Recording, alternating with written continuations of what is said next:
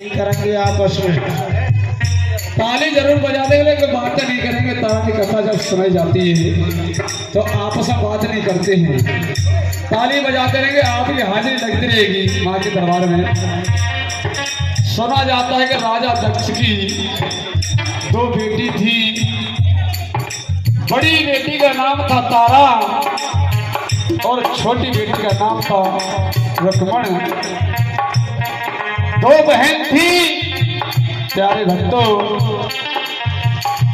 एक दिन आया, वो दिन बतलाते हैं एकादशी का दिन आया और दोनों बहनों ने व्रत रख लिया। प्यारे भक्तों, तारा कहने लगी बड़ी बहन थी कि बहन आप बाजार में चली जाइए, आपकी संगी सहेली जा रही है और व्रत का सामान ले आइए। लक्ष्मण ने कहा कोई बात नहीं बहन, आप घर का काम देख लेना कि मेरे संगी सहेली जा रही है तो मैं व्रत का सामान लेने के लिए बाजार के लिए चली जाती हूँ। लक्ष्मण सामान लेने के लिए अपनी सहेलियों के साथ और बाजारों पहुंच जाती है। दवाई की दुकान थी, वहां पर पकौड़ियां बनती थी अच्छी सभी तरह की। लेकिन यह प्यारे भक्तों सभी सबकी सहेली सामान लेकर आगे चल रही थी। रुक्मण पीछे थी तो सोचने लगी बड़ी सुंदर पकौड़ियां बन रही है, इस हलवाई दुकान से क्यों ना मैं एक दोनों पकौड़ी ले लूं और मुझे भूख भी लग रही है। रुक्मण ने पैसा दे करके एक दोना पर पकौड़ी ले ली। पकौड़ी तो ले ली, लेकिन पकौड़ी लेकर खाई उसने तो बड़ी उसे स्वादिष्ट लगी। लेकिन पकौड़ी के अंदर जो हलवाई था दुकानदार, उसमें मांस की पकौड़ियाँ थी, यानी मछली की पकौड़ियाँ थी। जब खाई उसने बड़ी स्वादिष्ट लगी तो कहने लगी कि बहन तारा ने तो ही व्रत नहीं खोला, मैं तो प्रसाद पहले खा लिया ये लेकर पकौड़ी। लेकिन उनकी माँ थी, वो माँ शेरवाली की पुजारन थी। रुक्मण की और तारा रानी की माँ थी, माँ शेरवाली पुजारन थी। माँ ने जाकर के सपना दे दिया, आकाशवाणी कर दी तारा की माँ के लिए कि रानी तेरी बेटी जो रुक्मण व्रत का प्रसाद लेने गई थी उसने बहुत बुरा कर दिया। प्रसाद तो लेकर आ रही थी, उसकी संगी सहेलियां आगे आ रही थी। एक हलवाई की दुकान से उसने पकौड़ी लेकर खा ली, लेकिन उसमें मछली की पकौड़ी बनी हुई थी जो खाई है। रुक्मण घर पर आती है। जब रुक्मणी मां ने कहा कि दुष्टनी तेने तो व्रत तोड़ दिया और तू वहां पर खाया ही पकौड़ी लेकर के। उसमें तो मांस की पकौड़ी थी जो मछली की बनी हुई थी। तारा ने सुनकर के अपनी बहन के लिए श्राप दे दिया कि दुष्टनी तू जन्म लेगी आगे तो ऐसी योनि मिलेगी, तू कीड़े मकोड़ों का आहार करेगी। प्यारे भक्तों, श्राप तो दे दिया, लेकिन रुक्मण कहने लगी बहन तेने श्राप तो दे दिया, इस श्राप से छुटकारा पाने के लिए क्या मुझे मिलेगा? ऐसा कौन सा कर्म मुझे करना चाहिए इस योनि से छुटकारा मिल जाए? तो तारा रानी कहने लगी कि अपने बगैर स्वार्थ के किसी जान बचाने के लिए अपने प्राण त्याग देंगी तो आपके लिए इस योनि से छुटकारा मिलेगा। तो कवि ने क्या लिखा था प्यारे भक्तों, अरे जैसा कर्म करेगा बंदे अरे फल देगा भगवान। अरे सतधारी और सतवंती का रहे जगत में नाम कर तुम्हें सपकली भूल हुई से अपनी सपकली भूल हुई से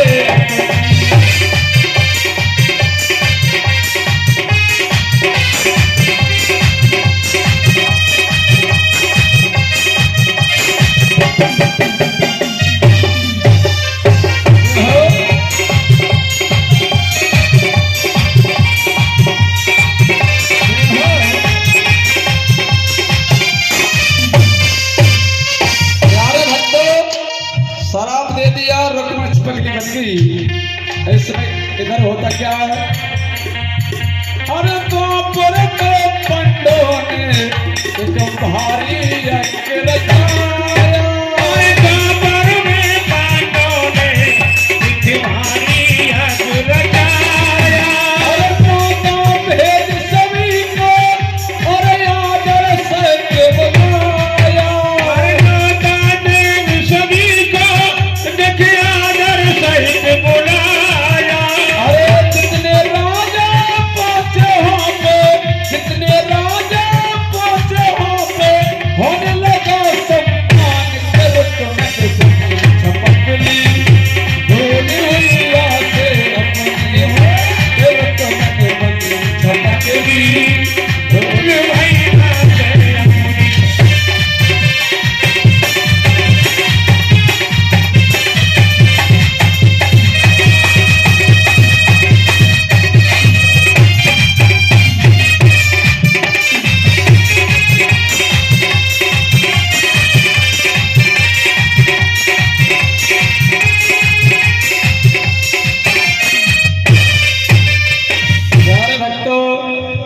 जब द्वापर पंडों ने अपना मकान बनवाया था तो उन्होंने हवन किया, एक काफी बड़ा यज्ञ रचा था।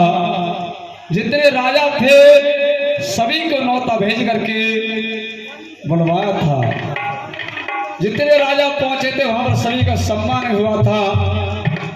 लेकिन एक दुर्वासा नाम के ऋषि थे, उनके पास जब निमंत्रण भेजा पांडवों ने कि हमारी यज्ञ में आना है, तो दुर्वासा नाम के ऋषि गुस्सा हो जाते हैं। क्यों कि पांडव खुद चलकर मेरे पास नहीं आए, धर्मराज एक नौकर के लिए मेरे पास भेजा है, इस नौते के लिए मैं स्वीकार नहीं करूंगा। और उल्टा पत्र वापस कर दिया। क्यों कि इनके लिए मेरी शक्ति का पहचान नहीं है कि मेरे पर कितनी शक्ति है। लेकिन ऋषिराज सोचने लगे कि पांडव का यज्ञ संपूर्ण नहीं होने दूंगा। जय हो। तो उन्होंने क्या किया, गुस्से किया और उठ करके कुर्सी पे एक पक्षी रूप बनाया।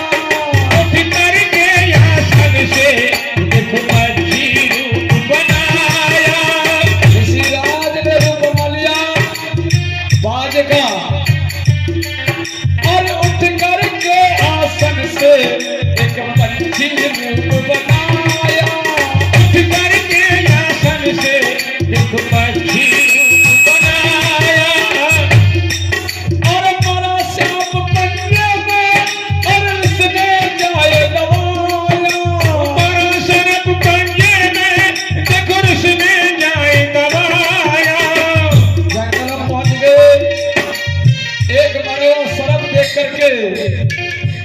पंजे में दबा लिया और सोचने लगे इस शर्त के लिए जो भंडारे खीर बन रही है उसमें डाल दूंगा।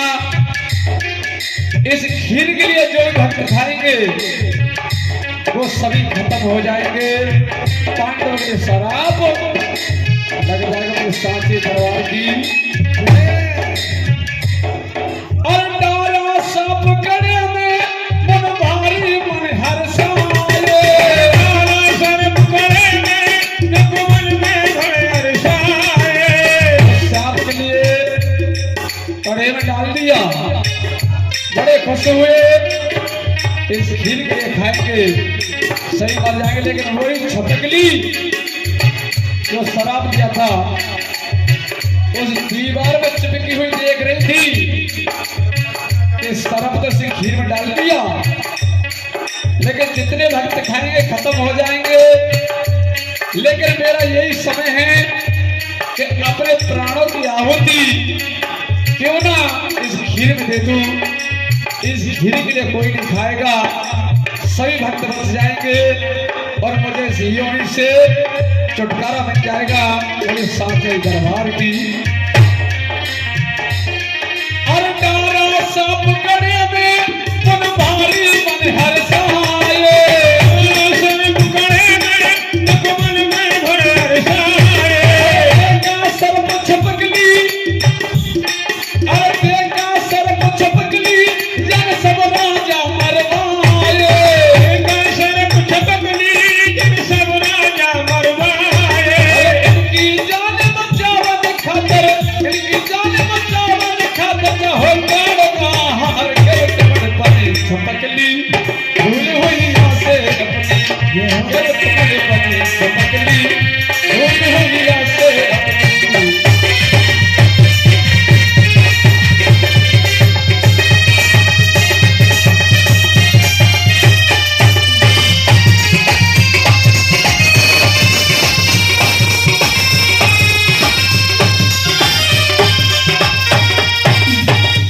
बोलिए साचे दरबार की जय।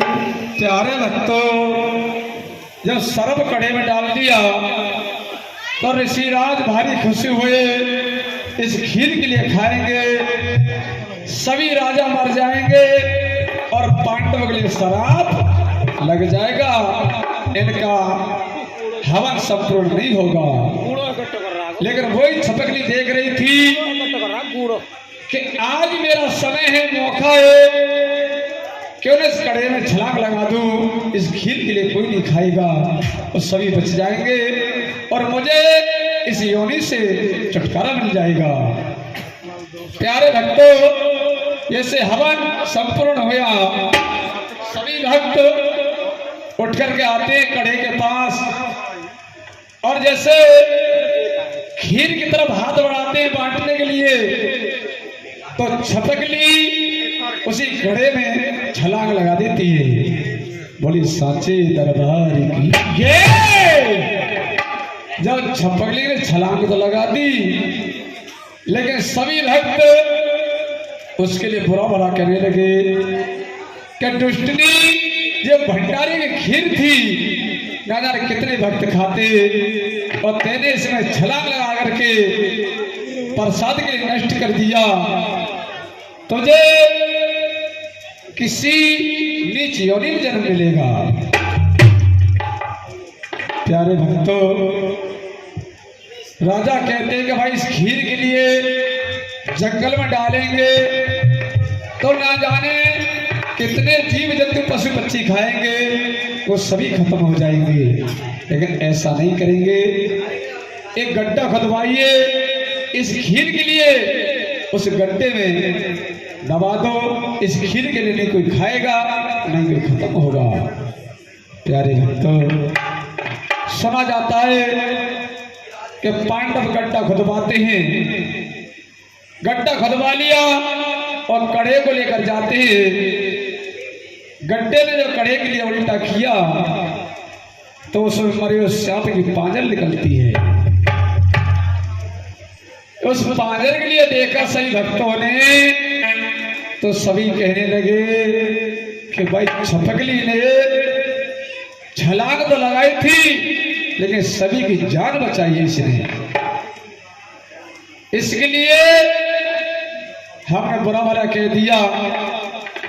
तो ऋषिराज कहते हैं सभी कि भाई हम इसके लिए कहते हैं कि इसने हमारी जान बचाइए, लेकिन इसका जो जन्म होगा बड़े घराने में होगा और जो पालन पोषण होगा वो एक छोटे घराने, नीच घराने में होगा। प्यारे भक्तों, सुना जाता है कि पंजाब के रहने वाले एक राजा सप्रस बताए जाते हैं, जिनकी 11 रानियां थी। 11 रानियां, कोई संतान नहीं थी। जब ऋषि राजों ने वरदान दे दिया कि बड़े घराने में जन्म होगा और छोटे घराने में पालन पोषण होगा, तो राजा सप्रस की जो बड़ी घरवाली थी उसकी कोख से जन्म लेती है, जाकर के कन्या के रूप में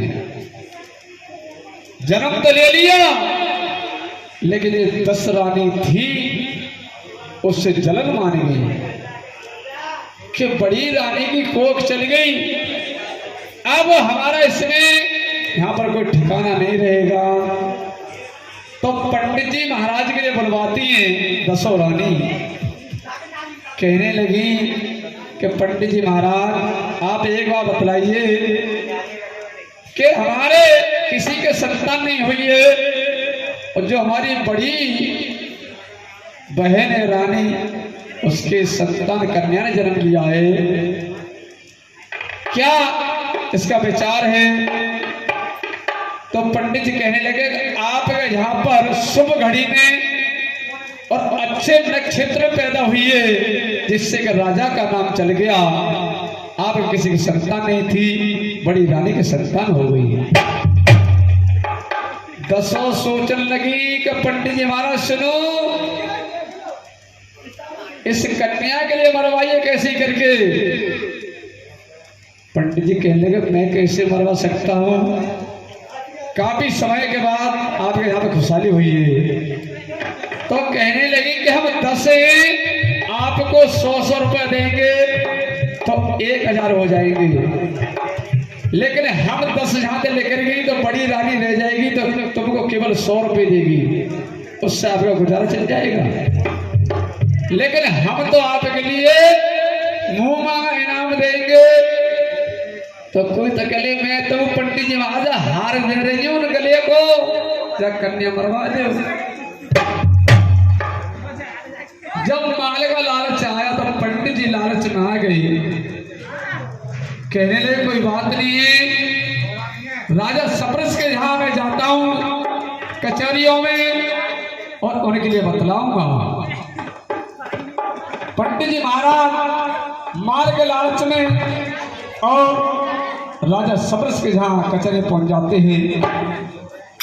राजा सप्रस कहने लगे कि पंडित जी महाराज हम तो आपके लिए बुलवा रहे थे, लेकिन आप चढ़कर खुद आ गए। लेकिन आप ये देखिए हमारे यहाँ पर कन्या ने जन्म लिया है, कैसे नक्षत्र पैदा हुई है। तो पंडित जी कहने लगे राम राम राम राम भाई, क्योंकि उन्हें लालच था माल का कि राजन जो आपके यहाँ पर कन्या ने जन्म लिया है ये तो बहुत गलत नक्षत्र पैदा हुई है।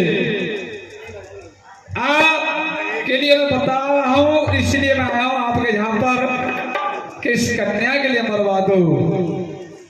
राजा सप्रस कहने लगे कि महाराज काफी दिन के बाद मेरे यहाँ पे खुशहाली हुई है, आप कह रहे कन्या के लिए मरवा दे, ऐसा नहीं हो सकता है कि राजन नहीं मरवाएगा तो तेरा राजभंग हो जाएगा और तुझे कन्या 12 बार कर देगी। राजा सप्रस कहले कि ऐसा नहीं हो सकता है, कोई और विधि हो उसे बता सकते हैं कि जिससे कन्या भी बच जाए और मेरा राज भी चल जाए। बोलिए सांचे दरबार की। तो पंडित जी कहने लगे हाँ एक विधि है कि आप एक सिंदूक बनवाइए और सिंदूक बनवा करके उसमें सोना चांदी ऊपर चढ़वा दो और हीरा जवाहरात मोती अंदर भरवा दो सिंदूक के और बेटी के लिए उसमें लिटा करके किसी चलते दर्या में बहा दो, वो यहां से बह जाएगी, आगे कोई किसी के लिए मिलेगी तो आपके पैसे से उसका पालन पोषण हो जाएगा और उससे उसकी शादी हो जाएगी, आपका राजी बच जाएगा और आपकी कन्या भी बच जाएगी। बोले सांचे दरबार की। राजा सप्रस ने ऐसा किया, सिंदूक बनवाई, सोना चांदी पर जड़वा दिया, हीरा जवाहरात तो भीतर भरवा करके कन्या को लिटार करके नदी में बहा दिया। जब सिंदूक बहकर जा रहा था प्यारे भक्तों, तो अवधपुरी से पहले एक घाट पड़ता था, उस घाट पे समुआ नाम का भंगी और मांगेलाल पंडित जी उस घाट पर बैठा करते थे। सिंदूक बहता हुआ आ रहा था नदी में। जब मांगेलाल पंडित जी ने सिंदूक के लिए देखा तो कहने लगे कि समुआ कि हाँ कि सिंदूक जब बह के आ रहा है, क्योंकि पंडित जी चालाक थे, सोना चांदी चमक रहा था, दमक मार रही थी कि भाई समय सिंदूक के लिए निकालेंगे और ऊपर का माल मेरा रहेगा और भीतर का माल तेरा रहेगा। बोलिए सांचे दरबार की है। समा भाई कहना कोई बात नहीं, पंडित जी सिंदूक को निकाल लेंगे। सिंदूक नजदीक आया, जैसे उन्होंने निकाला तो पंडित जी ने जल्दी से अपना गमछा फैला करके और ऊपरला माल उतार कर रख लिया। समूह से कहने लगे कि भाई ऊपर का माल तो मेरा है, भीतर का माल तेरा है, इस सिंदूक को ले खोल के देख क्या है इसके अंदर। तो देखा उसमें दाएं पैर का अंगूठा, वो लड़की पी रही थी, राजा सब्र से भाई थी। तो पंडित जी सोचने लगे कि इसमें कन्या लिख ली है और इसमें माल भी काफी है। कई समूह भंगी ये ना कहने लगे पंडित जी या कन्या तुम ही ले जाओ। तो कहने लगे पंडित जी के समूह माल इसमें भी काफी है और इसमें से चौथा हिस्सा माल में तुझे दे रहा हूं, इस कन्या के लिए अपने घर ले जाइए। समूह बड़ा खुश हो जाएगा। पंडित जी महाराज कोई बात नहीं है, क्योंकि समूह यो खुश था कि समूह भगी के घर कोई संतान नहीं थी। उस माल को लेकर के कन्या लेकर घर पे आता है और कैसे अपने घर कहता है, अरे समूह खुशी अपार मिली है वो कन्या, समूह खुशी अपार मिली है वो कन्या, खुशी अपार मिली है वो कन्या, खुशी अपार मिली है वो कन्या। अरे समूह डोले भूला भूला, डोले भूला भूला, अपनी घरवाली से बोला, घरवाली से बोला,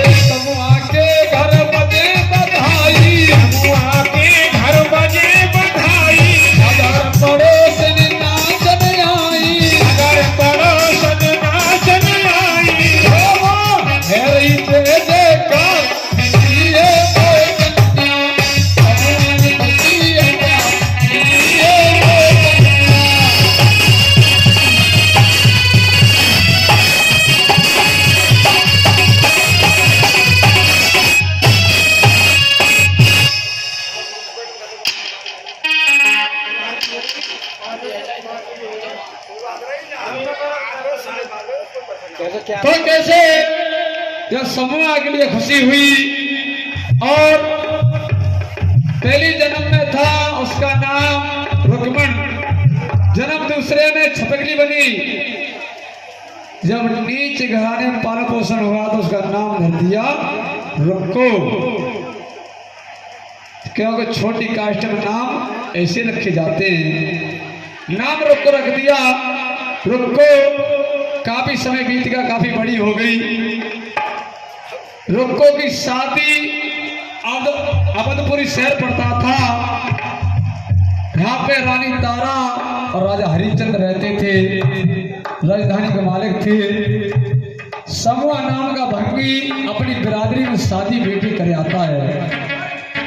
शादी होकर के बेटी अवधपुरी पहुंच जाती है। ज्यादा कहने की बात कुछ नहीं है, यानी कुल मिलाकर के काफी समय बीत गया। तारा के यहाँ पर एक दिन जाती है रुक्को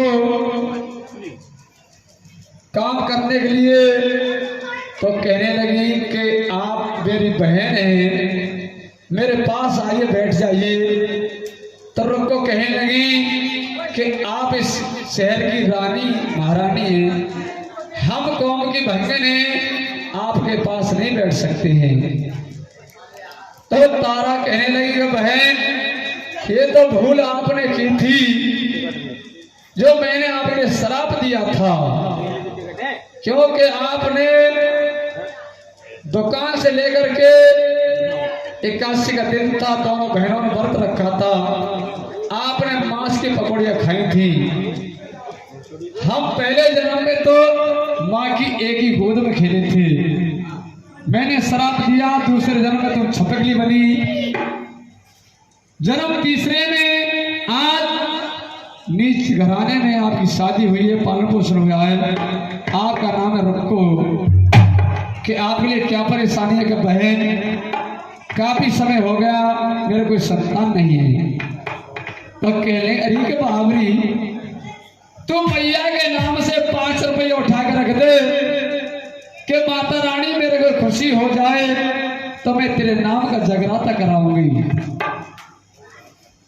रुक्को ने आकर घर पे 5 रुपये उठा कर रखे थे कि माता रानी अगर मेरे कोई खुशी हो गई तो मैं तेरे नाम का जगराता कराऊंगी।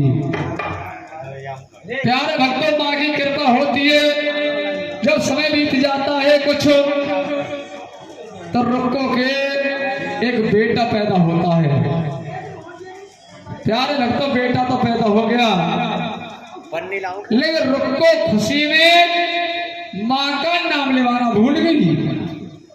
खुशी में माँ के नाम का जगराता नहीं करा। बोली साचे दरबार की। जब जगराता नहीं कराया, प्यारे भक्तों, सुना जाता है कि लड़का 5 साल का हो गया, लेकिन माँ का नाम फिर भी नहीं लेवाया। तो माँ सोचने लगी कि इसके लिए याद कराना चाहिए। तो माँ उसके लड़के के लिए बीमार कर देती हैं और माता निकालती, मोटी मोटी माता निकले आई। तो रुक्को काफी इलाज कराती है, लेकिन लड़का ठीक नहीं होता है। यहाँ भी डॉक्टर में जाते हैं, डॉक्टर सभी मना कर देते हैं कि भाई हमारे बस की बात नहीं है, इसको दवाई देना। परेशान होकर के रुक्को तारा के घर में जाती है कि बहन में लड़का बीमार है और काफी इलाज करा लिया, लेकिन बेटा ठीक नहीं होता है। तो तारा रानी कहने लगी, बहन जो मैंने तुझे बताया था वो तूने कर दिया कि क्या? कि मैंने कहा था तेरे कोई खुशी हो जाए तो माँ का नाम लेवा देना।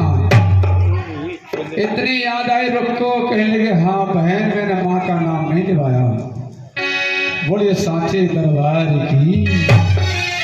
कि जाइए अपने घर में जगराता कराइए। कह तो दिया जगराते की, अगर भक्तों के पास जाते हैं सही भक्त मने कर देते हैं रुक्को से कि आपके घर में जगराता करने नहीं जाएंगे। क्यों? कि आप नीच घर छोटी कास्ट की हैं, आप महत्तर हैं, आपके यहाँ पे जगराता नहीं करेंगे।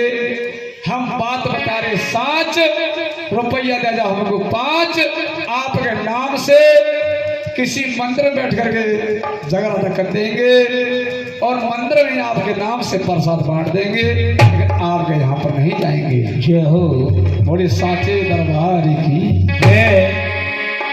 रुक्को ने आगे बहन से कहा, तारा से कि बहन ऐसे से बात है, हमारे यहाँ पर कोई जगराता करने के लिए राजी नहीं है।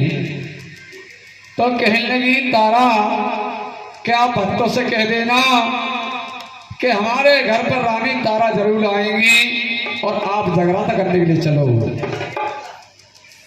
जब रुक्को ने जाकर कहा कि हमारे घर पर रानी तारा आएंगी और हमारे घर में जगराता करने के लिए चलो, सही भक्त खुश हो जाते हैं कि जब रानी तारा आएंगी तो जगराता करने के लिए हम भी जरूर चलेंगे। बोले साचे दरबार की।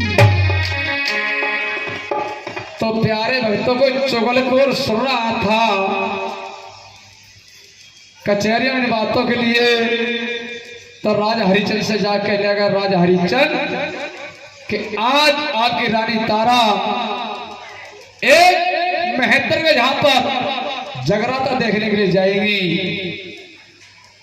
राजा हरिचंद कहने लगे, ऐसा कैसे हो सकता है, मेरी रानी और एक नीच घराने पे जगराता देखने के लिए जाएगी, ऐसा नहीं होगा। कि महाराज मैं सत्य कह रहा हूं।